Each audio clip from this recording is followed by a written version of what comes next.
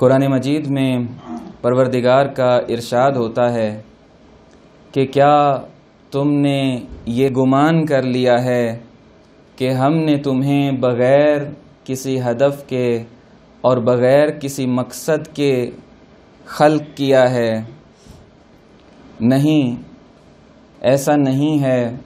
ہماری زندگی کا ایک ہدف ہے، ایک مقصد ہے جو پروردگار نے خود حدیث قدسی کے ذریعے سے بیان کیا، اور وہ ہے معرفت پروردگار کا حصول، اور اس معرفت کے بغیر ہمارا جینا کسی کام کا نہیں ہے۔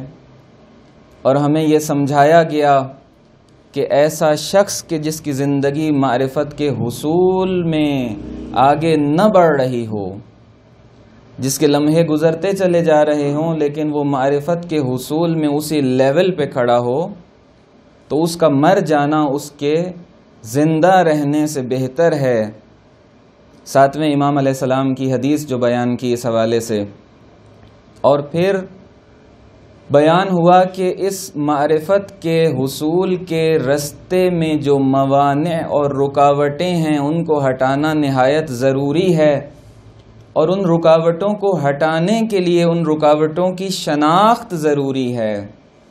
اور پچھلے 3 دن سے مسلسل اسی موضوع پر ہماری گفتگو آگے بڑھ رہی تھی، اور ہماری گفتگو یہاں تک پہنچی کل کہ روایت کے یہ جملے ہیں کہ معرفت النفس انفع المعارف، نفس کی معرفت کہ جو سب سے بڑی رکاوٹ ہے ہماری معرفتوں کے رستے میں، یہ خود، اس کی معرفت سب سے زیادہ فائدہ مند معرفت ہے۔ یہاں سے ہم آج کی اپنی گفتگو کو آگے لے کر کے بڑھتے ہیں۔ ایک دفعہ اپنی توفیقات میں اضافے کے لیے اور محفل کو مزید نورانی کرنے کے لیے خاندان اہل بیت پر درود بھیجیے گا۔ اللہم صلی علی محمد وآل محمد وعجل فرجہم۔ روایت کے اندر ہمیں ملتا ہے، مولا ارشاد فرماتے ہیں کہ وہ شخص کہ جس نے اپنی معرفت کا میدان فتح کر لیا، اپنے لفظوں میں عرض کر رہا ہوں، اس کو ایک عظیم کامیابی مل گئی، کیونکہ جب تک اس رکاوٹ کو ہٹائیں گے نہیں، ہم ہدف خلقت تک نہیں پہنچ سکتے۔ اور یہ رکاوٹ ہٹے گی تب کہ جب اس کو پہچانیں گے، اور اس کو پہچانیں گے تو یہ رکاوٹ بھی ہٹے گی، اور جیسے کل عرض کیا کہ ہمارے بہت سے مسائل اور بہت سے جھگڑے ختم ہو جائیں گے۔ بس یہیں سے ارشاد ہوتا ہے کہ نال الفوز الاکبر من ظفر بمعرفت النفس۔ عجیب روایت، ظفر و نصرت و کامیابی اور فتح اپنے خلاف، ایسا میدان ہے کہ جس میں ہمیں اپنے خلاف جنگ لڑنی ہے۔ لشکر اعداء میں بھی ہم خود کھڑے ہیں اور ادھر سے بھی ہم خود ہیں، عجیب میدان ہے۔ اور پھر فرماتے ہیں کہ نال الفوز الاکبر، عظیم کامیابی کو پہنچ گیا وہ شخص من ظفر بمعرفت النفس، کہ جو معرفت نفس کا مارکہ جیت گیا، جس نے یہ منزل طے کر لی اور اس منزل سے عبور کر گیا۔ کیوں ضرورت پیش آئی اس نفس کی معرفت کو اتنی اہمیت دینے کی؟ اور یہ جو سفر ہمیں بتایا گیا کہ تم یہاں پر آئے اسی لیے ہو کہ تمہیں پروردگار کی معرفت کو حاصل کرنا ہے، اس سفر کے اندر جو سب سے پہلا قدم اور سب سے پہلا زینہ ہے کہ جس کو عبور نہ کیا تو آگے کہیں نہیں پہنچ سکتے، وہ اپنے اس نفس کے اوپر کنٹرول حاصل کرنا ہے۔ اسی لیے فرمایا گیا کہ اقتلوا انفسکم، اپنے نفسوں کو قتل کر دو، یعنی ان کا سر کچل کے جب تک آگے نہیں جائیں گے یہ آگے نہیں جانے دیں گے۔ یہ میں اور یہ خود پسندی ہمیشہ رکاوٹ بنتی ہے. اور پھر یہیں سے فرماتے ہیں کہ موتو قبل ان تموتو، کہ اس سے پہلے کہ تمہیں موت آئے مر جاؤ. یعنی اپنے نفس کو مار ڈالو، اپنے نفس کا سر کچل ڈالو، یہ پہلا قدم ہوگا کہ آگے بڑھ پاؤ گے. یہ اپنے پاس سے عرض نہیں کر رہا، روایت کے جملے ہیں. کس طرح سے روایت نے ہمیں یہ بتایا. فرماتے ہیں کہ کیف یعرف غیرہ من یجہل نفسہ، کہ کس طرح سے انسان اپنے غیر کی معرفت حاصل کر سکتا ہے جبکہ وہ اپنے آپ سے جاہل ہے. پس معرفت اللہ کا مرحلہ، معرفت ولی خدا کا مرحلہ تب تک نہیں آ سکتا جب تک کہ ہم اپنے نفس کی اور اپنی معرفت سے جاہل رہ جائیں. ہماری منزل معرفت امام کی ضرورت کو سمجھنا ہے. انشاءاللہ کل اور پرسوں کی گفتگو میں ہم اس نتیجے پر پہنچیں گے کہ اس پروردگار کی معرفت کے رستے میں معرفت امام کی جائگاہ کیا ہے. یہاں ہم پہنچنا چاہ رہے ہیں. تو کیفا یعرف غیرہ من یجہل نفسہ، کہ جس نے اپنے آپ کو نہ پہچانا اور اپنے آپ سے جاہل رہ گیا، وہ کسی اور کو کیا پہچانے گا. اور اگر یہ مرحلہ طے کیا اپنی معرفت کا، تو پھر مرحلہ آئے گا من عرف نفسہ فقد عرف ربہ، کہ جس نے خود کو پہچانا اس نے پروردگار کو پہچانا، کوئی اور نہیں پہچان سکتا. بس دیکھیں روایات کس طرح ایک دوسرے کے ساتھ جڑتی ہیں تو کتنے مطالب ہمارے سامنے کھل جاتے ہیں. وہ سفر یاد کیجئے جو پہلے دن سے یہاں تک آج پہنچا، کہ ہدف خلقت تک اگر پہنچنا ہے تو یہ زینہ عبور کیے بغیر کوئی چارہ نہیں ہے. اور یہ زینہ عبور ہوگا تو ہدف خلقت جو معرفت اللہ ہے وہاں پہنچیں گے کہ من عرف نفسہ عرف ربہ، نفس کو پہچانیں گے تو رب کو پہچان پائیں گے. بس یہیں سے ایک روایت کا سہارا لیتے ہیں تاکہ بات کو آگے بڑھانے میں آسانی ہو سکے. جس طرح سے کل عرض کیا کہ ایک شخص نے مولا سے پوچھا، چوتھے امام علیہ السلام سے یا غالباً پانچویں امام علیہ السلام سے، کہ مولا مومن کا حق کیا ہے پروردگار کے اوپر.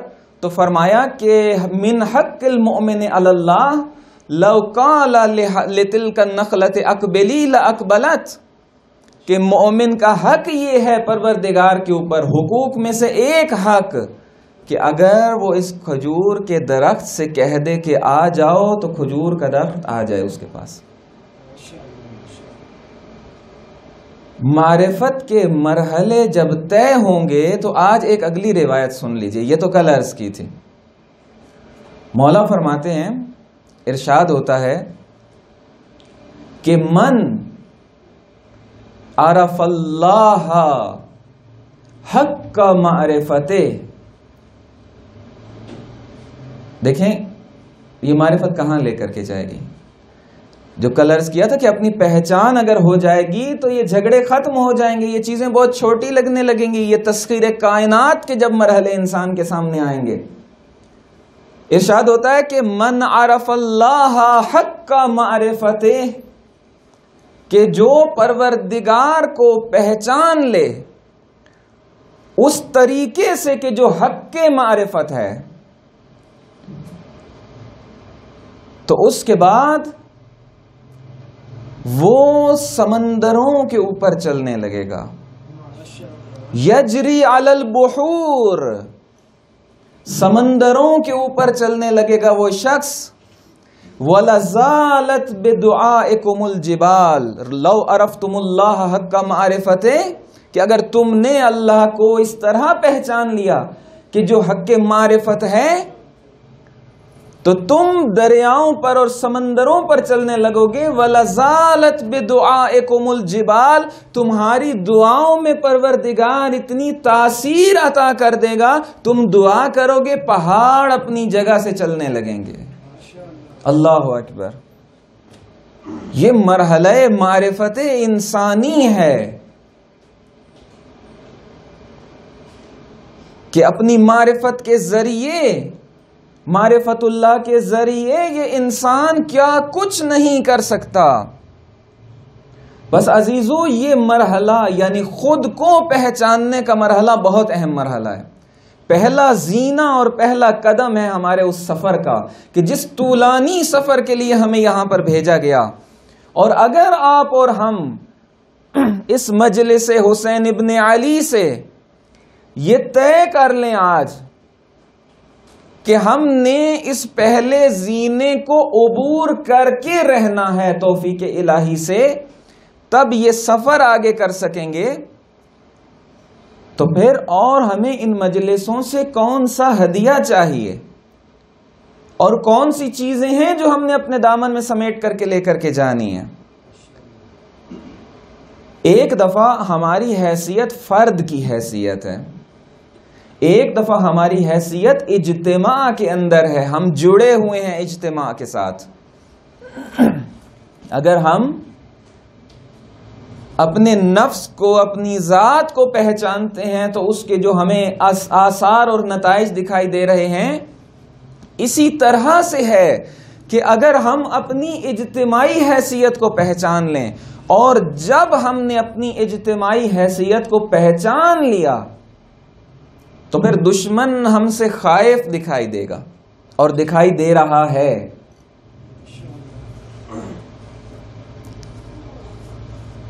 انسان کسی اچھے قبیلے سے تعلق رکھتا ہو تو فخر کرتا ہے اپنے قبیلے پر, اس کا کانفیڈنس بڑھ جاتا ہے, اعتماد نفس بڑھ جاتا ہے.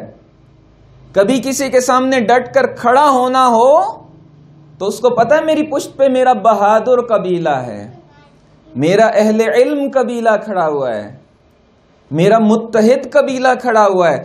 اس کی کیفیت کچھ اور ہوتی ہے. عزیزو, ہم حسین ابن علی کے قبیلے سے تعلق رکھتے ہیں. حسین ابن علی کا قبیلہ وہ ہے کہ جس میں امام کی حیثیت اور وجود اور مرتبہ تو کیا ہی کہنا, ان کے خادموں کی حیثیت دیکھ لیجئے کہ جنہوں نے خود کو پہچان لیا. اور آج اگر ہم ان کو پہچان لیں اور معرفت کا یہ مرحلہ طے کر لیں تو نہ جانے کہاں پہنچ جائیں. کہ جس قبیلے کا ایک بزرگ, جس کا واقعہ ابھی عرض کر رہا ہوں کہ ایک شخص حاضر ہوتا ہے حضرت آیت اللہ گل پائیگانی کی خدمت میں رضوان اللہ تعالی علیہ, اور حاضر ہو کر اپنے شوگر کے مرض کی شکایت کرتا ہے. معرفت رکھتا تھا, پہچانتا تھا اپنے قبیلے کے بزرگ کو, پہچانتا تھا حسین ابن علی کے اس خادم کو, ورنہ کہیں اور جاتا نا, بیماری کی شکایت ایک فقیہ کے پاس کیوں لے کر کے آتا. یہ سارے معرفت کے مرحلے ہیں. تو جو چائے تھی, جو یہاں پر دودھ کے بغیر پانی کے ذریعے چائے بنتی ہے اور جس کے اندر شکر نہیں ڈالی جاتی, آپ بہتر جانتے ہیں, بلکہ قند کے ساتھ اس کو استعمال کرنے کو ترجیح دی جاتی ہے, تو وہ قند جو ایک ٹکڑا ہوتا ہے شکر کا, شوگر کیوب, اس کو آیت اللہ گل پائیگانی اپنے دہن میں رکھتے ہیں اور کچھ دیر کے بعد اس کو نکال کے اس شخص کو دیتے ہیں کہ جو تم نے شکایت کی تھی نا, یہ لو. اب عام عقلیں کیا سمجھیں اس کو, عام دنیا والے اس کو کیا نام دیں کہ جو فقط مادے کے ساتھ نظم کے قائل ہیں، اس سے زیادہ ان کی دسترس میں نہیں ہے۔ مادی دنیا کا معنوی ان ماحول اور حالات کے ساتھ جو ربط ہے اور نظم دقیق کائنات ہے، جو پہلے عرض کیا گیا تھا، جو اس وادی میں نہیں اترے وہ اس کو کیا نام دیں گے؟ لیکن آنے والا بھی معرفت رکھتا تھا، اور وہ ہستی بھی کسی بے معرفت کے سامنے یہ کہہ کر اور کر کے اپنے آپ کو ضائع نہیں کرنے والے تھے، پہچانتے تھے کہ یہ معرفت رکھتا ہے، اس کا اگر ہم علاج کریں گے تو یہ قبول کرے گا، عقیدت رکھتا ہے۔ بعد میں حاضر ہوا اور کہتا ہے کہ ایسے ٹھیک ہو گیا ہوں، پروردگار نے ایسی شفا دی ہے کہ جیسے زندگی میں کبھی شوگر کا مرض لاحق ہوا ہی نہیں تھا۔ یہ در اہل بیت سے بھیک مانگنے والے ان کے خادموں کا حال ہے۔ اپنے قبیلے کو پہچانے ہم لوگ کہ کس قبیلے سے تعلق رکھتے ہیں۔ قند کے ذریعے، شکر کے ذریعے شوگر کے مریض کو شفا مل گئی، اور اب اگر کوئی شخص اس بات پر تعجب کرے تو اس کی معرفتوں کو سلام ہی کہہ سکتے ہیں کہ اگر کوئی 40 کے موقع پر کسی اپنے مریض کو ویل چیئر پر لے کر نجف اشرف سے چلے اور وہ عشق اور معرفت کا سفر طے کرتا ہوا 40 کے موقع پر در حسین ابن علی پر اور در ابو الفضل العباس پر حاضر ہو اور واپسی پر اس مریض کو ویل چیئر کی ضرورت نہ رہے اور اس کی سمجھ میں نہ آئے تو اس کی سمجھ کو سلام ہی کر سکتے ہیں۔ اللہم صلی علی محمد وآل محمد۔ اپنے قبیلے کو پہچاننے کی ضرورت ہے، اور جب ہم نے پہچان لیا تو جس طرح سے ہم نے حق معرفت الہی ادا کیا اور سمندروں پر چلنے لگیں گے اور پہاڑ اپنی جگہ سے ایسے لوگوں کی دعاؤں سے حرکت کرنے لگیں گے، اگر ولی خدا کا مقام اور مرتبہ پہچان لیا تب بھی تاثیر اس سے کچھ کم نہ ہوگی۔ ایک شخص آتا ہے اور جو کہہ سکتا تھا کہتا ہے، لیکن حسن ابن علی علیہ السلام خاموش رہتے ہیں۔ شام سے آیا تھا نا وہ شخص۔ عزیزو، جو نہیں مانتے نا ابھی تک، ان تک پہنچا نہیں ہے پیغام۔ یہاں بات کیوں کہہ رہا ہوں؟ چونکہ یہ سب سے بڑی ہماری اور آپ کی ذمہ داری ہے۔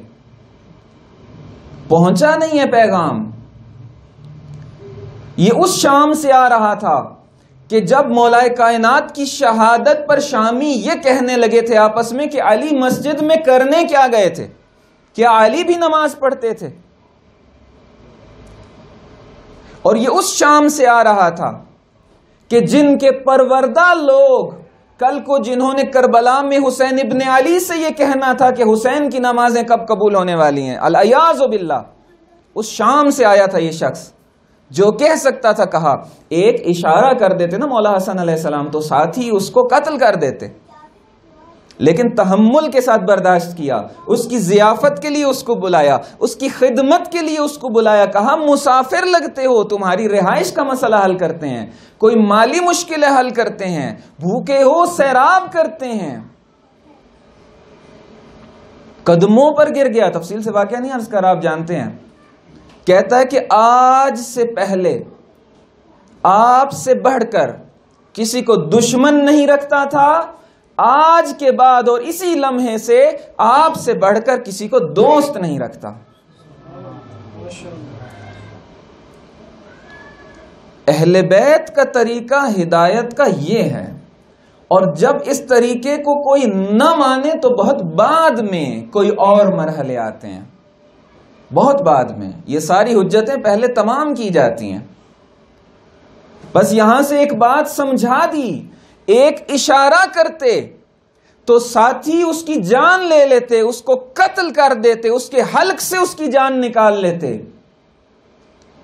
لیکن اپنے کردار کے ذریعے سے اس کو بدل کر مولا نے یہ سمجھا دیا کہ امام وہ ہوتا ہے کہ جو برے کو قتل نہیں کرتا، برائی کو قتل کرتا ہے۔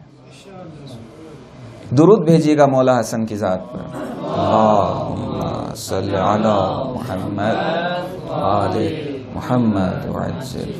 بس ہماری گفتگو بس اپنے مرحلے طے کرتی ہوئی اختتام کے قریب ہے۔ عزیزوں، معرفت اگر ہو تو جھک جاتا ہے انسان، اور پھر تاجدار سلطنت خراسان ارشاد فرماتے ہیں کہ ہمارے امر کو زندہ کرو، رحم اللہ امرأن احیا امرنا۔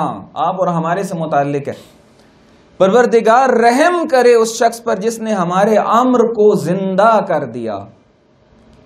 تو پوچھا گیا کہ کیفا یحیی یا یحیی امرکم، کہ کس طرح آپ کا امر زندہ کیا جاتا ہے، یا کس طرح زندہ کرنے والا آپ کے امر کو زندہ کرے؟ تو فرمایا کہ یتعلم علومنا ویعلمها الناس، کہ ہمارے امر کو زندہ اس طرح سے کیا جا سکتا ہے کہ تمہیں چاہیے کہ ہمارے علوم کو اور معارف کو سیکھو اور لوگوں تک پہنچاؤ۔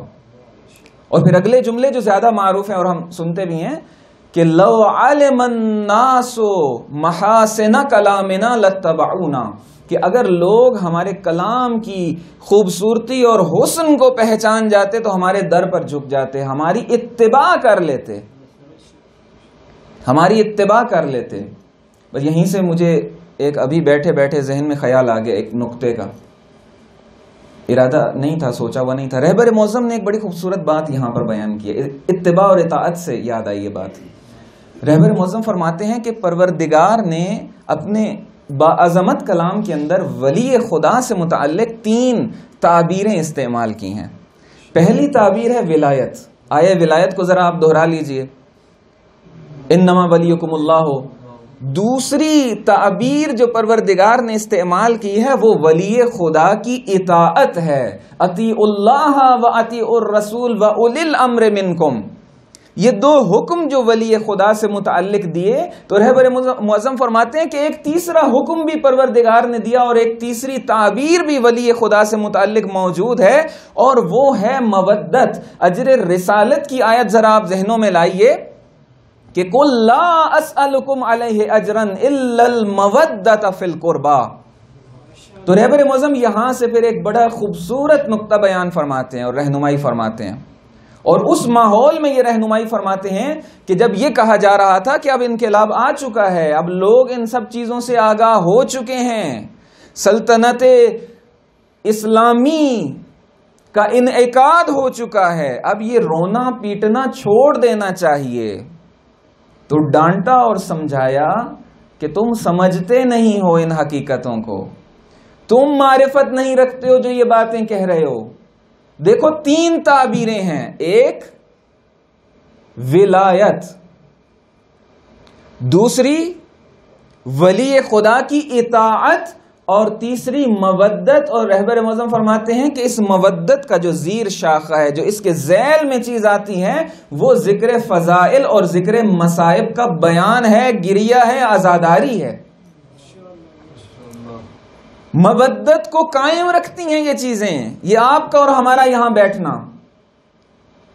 کیوں اپنے دروس کو چھوڑ کر آپ یہاں پر آئے ہیں؟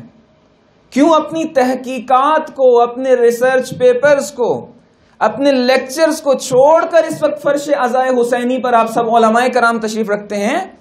اسی وجہ سے کہ جانتے ہیں آپ کہ یہ مودت نہ ہوگی تو کیا ہوگا۔ پھر رہبر معظم نے فرمایا کہ صدر اسلام میں ایک بلا نازل ہوئی تھی کچھ لوگوں کے اوپر، کہ جنہوں نے اس مودت کو چھوڑ دیا تھا، اور جب مودت کو چھوڑا تو نہ اطاعت باقی رہی، نہ ولایت کے اندر باقی رہے۔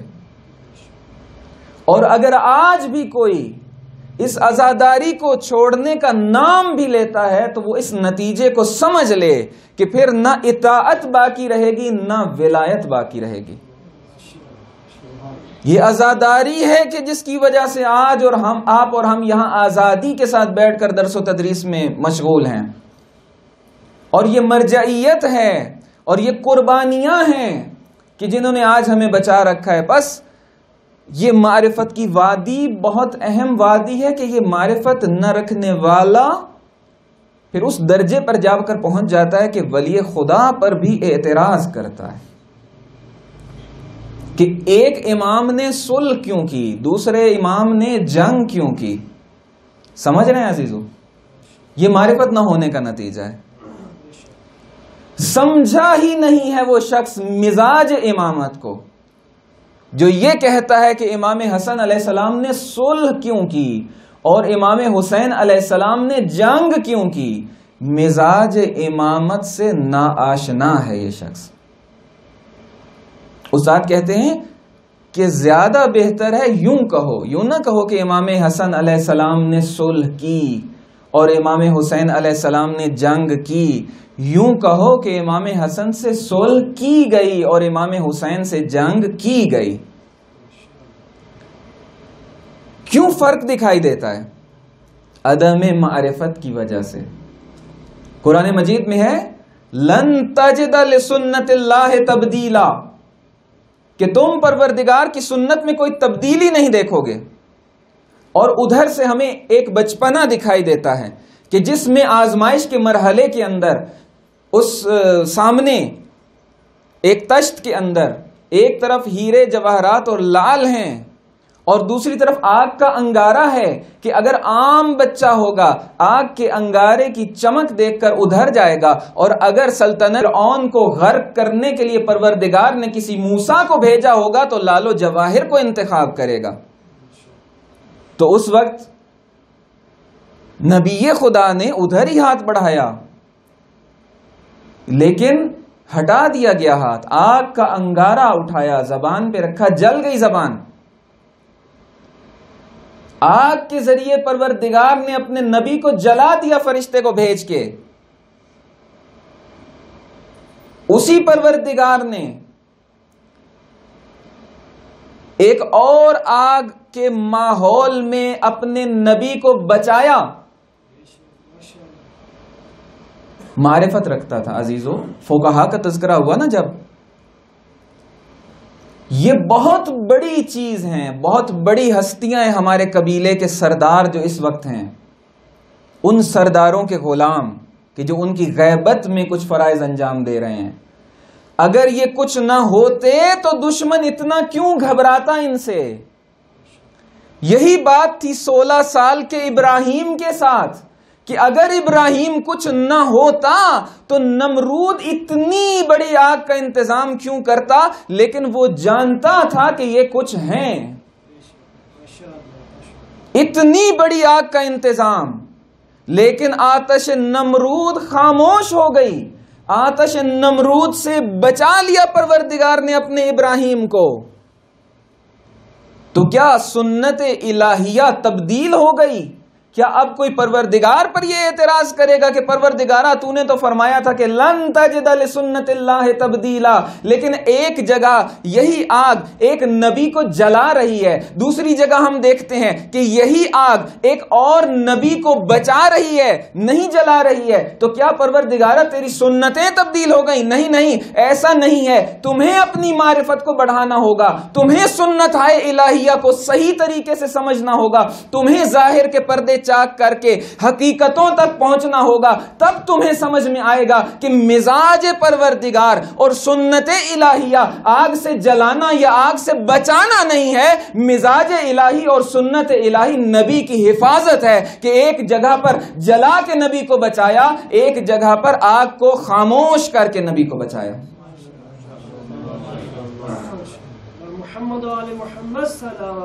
اللہم صلی علی محمد وآل محمد. مزاج امامت سے ناآشنا ہوگا وہ شخص کہ جو صلح و جنگ پر اعتراض کرتا دکھائی دے گا. مزاج امامت صلح کرنا یا جنگ کرنا نہیں ہے. یہ ظاہری امور ہیں، یہ اسٹریٹجیز اور ٹیکٹکس ہیں۔ مزاج امامت دین کی حفاظت کا نام ہے کہ کسی زمانے میں صلح کرنی پڑی تو صلح کے ذریعے دین کو بچائیں گے، اور کسی زمانے میں جنگ کرنی پڑی تو جنگ کے ذریعے سے دین کو بچایا جائے گا۔ اور پھر ایسا نہیں ہے کہ اماموں کے مزاج مختلف تھے۔ بس آخری جملہ عزیزو، توجہ فرما رہے ہیں آپ، ایسا نہیں تھا کہ مزاج مختلف ہیں۔ اولنا محمد، آخرنا محمد، اوسطنا محمد، کلنا محمد کی منزل پر فائزی ہستیاں کہ جو ادھر تھے تو نور واحد تھے، پھیلے تو 14 ہو گئے، ان کا مزاج نہیں بدلتا۔ یہ وہ 250 سالہ شخصیت کا نام ہے کہ ہر زمانے کے تقاضوں کے مطابق عمل کرتے ہوئے دکھائی دیتے ہیں۔ امام حسن علیہ السلام نے صلح کی تو امام حسین علیہ السلام کی بھی اس کے ساتھ صلح تھی، اور جس کے ساتھ امام حسین علیہ السلام جنگ کرتے دکھائی دیتے ہیں، امام حسن علیہ السلام کی بھی جنگ ہے اس کے ساتھ۔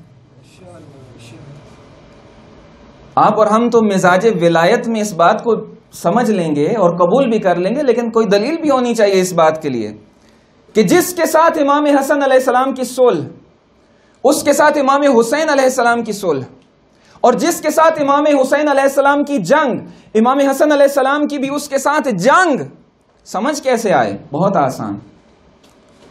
امیر شام کے ساتھ امام حسن علیہ السلام نے صلح کی تو امیر شام کی جو وفات ہوتی ہے وہ اس صلح کے کئی سال کے بعد ہے، کم سے کم 10 سال،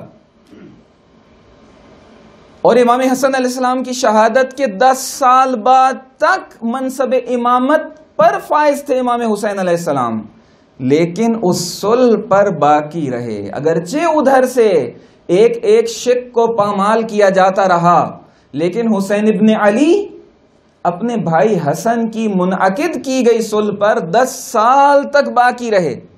بس جس کے ساتھ امام حسن علیہ السلام کی صلح ہے، امام حسین علیہ السلام کی بھی اس کے ساتھ صلح ہے۔ اور اب ادھر سے آئیے کہ یہ صلح امیر شام تک کے لیے تھی، اس کے بعد یزید کے ساتھ نہیں تھی۔ بس یزید کے ساتھ جنگ کا مرحلہ آیا اور امام حسین علیہ السلام میدان جنگ میں آتے ہیں تو امام حسن علیہ السلام نے خود کو کربلا میں میدان مبارزہ و جنگ میں پہنچانے کے لیے اپنی شہادت سے پہلے انتظام کر دیا تھا کہ کل کو اگر کوئی آ کر مزاج امامت پر اعتراض کرنے کی کوشش کرے گا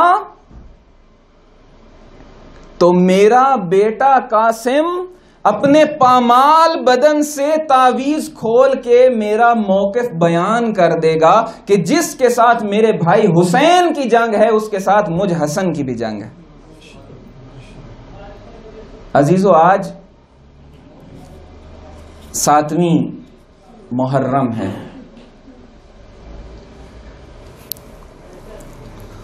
جب 7ویں محرم کا لفظ سنتے ہیں تو یہ پورا جہاں تشنگی اور پیاس میں ڈوبا دکھائی دیتا ہے۔ کچھ کو مقام شہادت تک پہنچنے کی تشنگی ہے، اور ایک وہ صحرا ہے کہ جس کو ان شہیدوں کے خون کی پیاس ہے۔ بس یہ دونوں تشنگیاں بڑھتی چلی جا رہی ہیں، اور جب عاشورہ کے دن ان پیاسوں کے خون سے اس صحرا کو سیراب ہوتے دیکھا تو دریائے فرات شرمندگی سے پانی پانی ہو گیا۔ عزیزو، مولا امام حسن علیہ السلام نے آخری لمحوں میں اپنے بیٹے قاسم کو بلایا۔ جب قاسم آئے تو عزیزو ایک تعویذ نکال کر قاسم کے بازو پر باندھا۔ امام حسن علیہ السلام کے کربلا میں کم سے کم بھی 3 بیٹے شہید ہیں، کم سے کم بھی۔ تعویذ ایک کو ہی کیوں باندھا؟ تعویذوں کی ضرورت نہیں تھی ان کو جنگ کرنے کے لیے، تعویذ نہ بھی باندھتے تب بھی حسن ابن علی کے بیٹے ہیں، کس طرح سے حسین ابن علی پر خود کو قربان نہ کرتے، لیکن یہ اپنا پیغام کربلا میں پہنچانا چاہ رہے تھے۔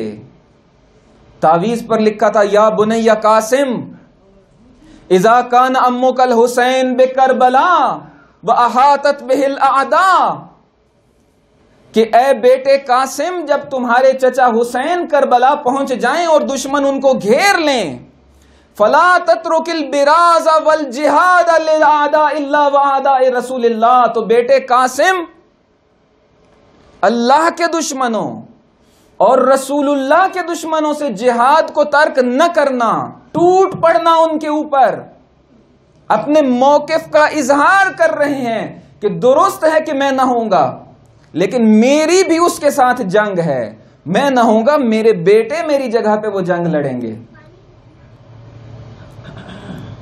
عزیزوں وہ سخت مرحلے آئے، وہ آخری رات آئی کہ جس کو شب عاشور کہتے ہیں، کہ جب آقا نے سب کے ساتھ ایک گفتگو کی اور وہ پوری گفتگو ہوئی اور اس میں آقا نے فرمایا اپنے جانثاروں سے کہ کل وہ دن ہوگا کہ جو روز قربانی ہے اور اس دن سب کو شہید ہونا ہے، سب کو ان کے مقامات دکھلا رہے ہیں، ایک گوشے میں بیٹھا ہوا ایک بچہ 12-13 سال سے زیادہ عمر نہیں ہے۔ اسی وجہ سے ذہن میں یہ سوال آیا کہ اس کم سنی کی وجہ سے شاید چچا اجازت نہ دیں، اٹھ کر کے آتے ہیں، چچا حسین کیا مجھے بھی کل شہادت ملے گی؟ عزیزو ایک امتحان لیا چچا نے اپنے بھتیجے کا، ایک امتحان لیا۔ قاسم پر اس سے پہلے امتحان نہ آئے تھے عزیزو۔ بابا نے کہا تھا کہ جب زندگی میں کوئی مشکل وقت آئے تب اس تعویذ کو کھول کر پڑھ لینا اور اس کے مطابق عمل کر لینا، لیکن جس کا حسین جیسا چچا ہو، جس کے عباس جیسے ناز بردار ہو، اس کو زندگی میں کبھی مشکل آئے گی کب کہ وہ تعویذ کھولنے کا مرحلہ آتا۔ لیکن آج قاسم نے اپنے چچا سے پوچھا کہ چچا کیا مجھے بھی کل شہادت ملے گی؟ تو امتحان لیا قاسم کا، کیف الموت عندک، اے میرے بیٹے قاسم، اے میرے بھائی حسن کی نشانی یہ بتا موت تیرے نزدیک کیسی ہے؟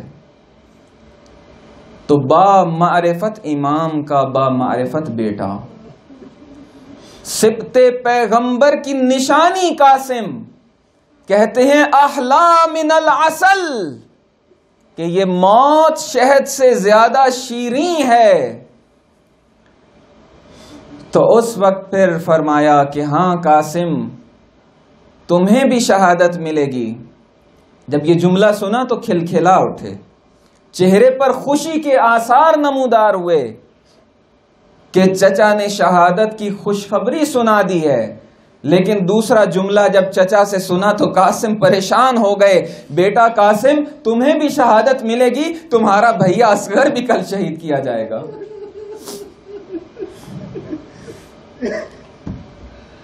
سلام ہو غیرت بنی ہاشم پر، غیرت قاسم بیدار ہوئی اور عرض کرتے ہیں کہ چچا علی اصغر تو ماں کی گود میں ہے، کیا دشمن کل خیموں تک آ جائے گا؟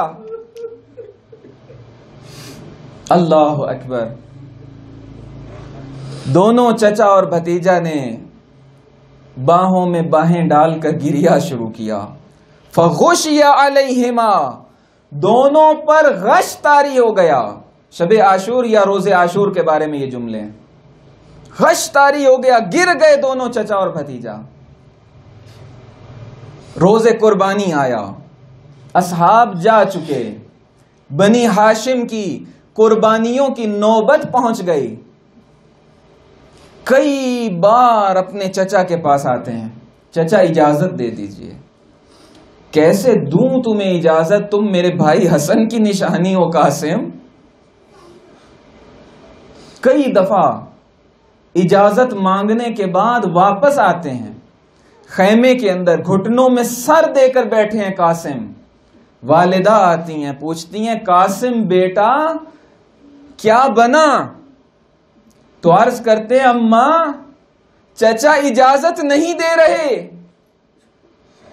تو اس وقت ماں ایک بات یاد کرواتی ہیں قاسم کو، قاسم بیٹا تمہیں یاد ہے بابا نے کیا کہا تھا؟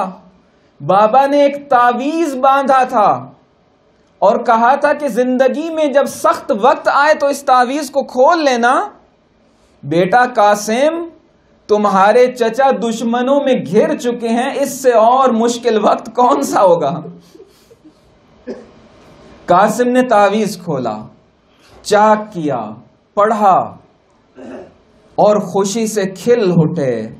عاشورہ کے دن چلے اپنے چچا کی خدمت میں، تیزی سے چلے۔